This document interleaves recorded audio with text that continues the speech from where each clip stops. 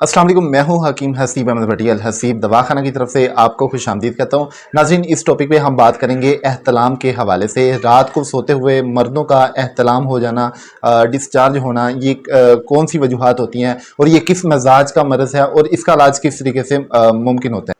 मर्दों का सोते हुए एहतलाम होना बेसिकली यही समझा जाता है कि ये गर्मी का मर्ज़ है।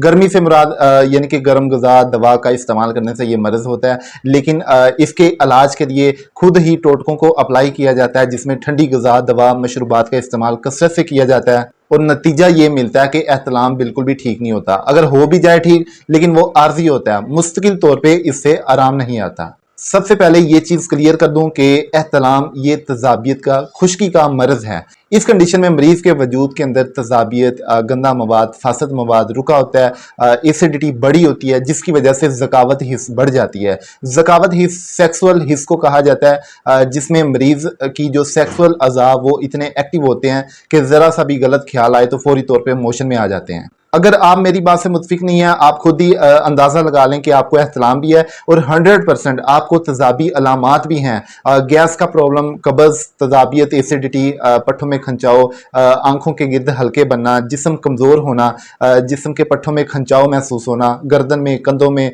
हर वक्त दिमागी ख्यालात में मसरूफ़ होते हैं, बेचैनी, आवाज़ारी, टेंशन, डिप्रेशन, ये आपकी आम अलामात हैं और इसी वजह से नींद भी मुतासर होती है और नींद में आप ख्वाब देखते रहते हैं और ख्वाबों में ही ज़कावत हिस्स बढ़ने की वजह से ख्वाबी कार्रवाई हो जाती है और एहतलाम हो जाता है। बहुत अजीब सी कंडीशन होती है कि लोग एहतलाम की कंडीशन में ठंडी ग़िज़ाओं का इस्तेमाल करते हैं, ठंडे ठंडे नुस्खों को अप्लाई करते हैं, तुखम बलंगा, छिलका, इसबगोल वगैरह वगैरह, गूंद कतीरा। तो ये चीज़ अप्लाई करने से मे बी के वक्ती तौर पर फ़ायदा हो जाए। अगर आप ठंडी चीज़ों का इस्तेमाल करते हैं और एहतलाम भी वक्ती तौर पर रुक जाएगा, लेकिन आप देखेंगे आपके पट्ठों में अकड़ाव बढ़ता जाएगा, गैस का प्रॉब्लम बढ़ता जाएगा, एसिडिटी बढ़ती जाएगी, तजाबियत बढ़ती जाएगी, कब्ज़ होती जाएगी। तो ये इलाज नहीं होता। इलाज हमेशा वो होता है कि आपका मुआलिज आपके सर से लेके पांव तक मुकम्मल तौर पे आपकी मेडिकल कंडीशन को नोट करे, उस कंडीशन के मुताबिक आपको दवाई दे और ये नहीं कि सिर्फ एहतलाम रुके, बल्कि आपके सर से पांव तक पूरे तमाम अलामात भी रफा होनी चाहिए। इसे इलाज कहते हैं।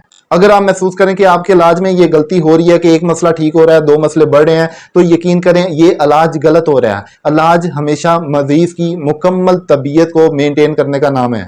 तो मेरा आपको बताने का मकसद यही है कि आप तरह तरह के टोटकों से गुरेज करें, किसी भी अच्छे हर्बलिस्ट से अपना मुआयना करवाएं और ऐसे हकीम डॉक्टर के नुस्खे टोटकों को बिल्कुल भी फॉलो ना करें जो खुद रोज नई से नई तरह तरह के नुस्खे ढूंढते रहते हैं और आपको बताते रहते हैं।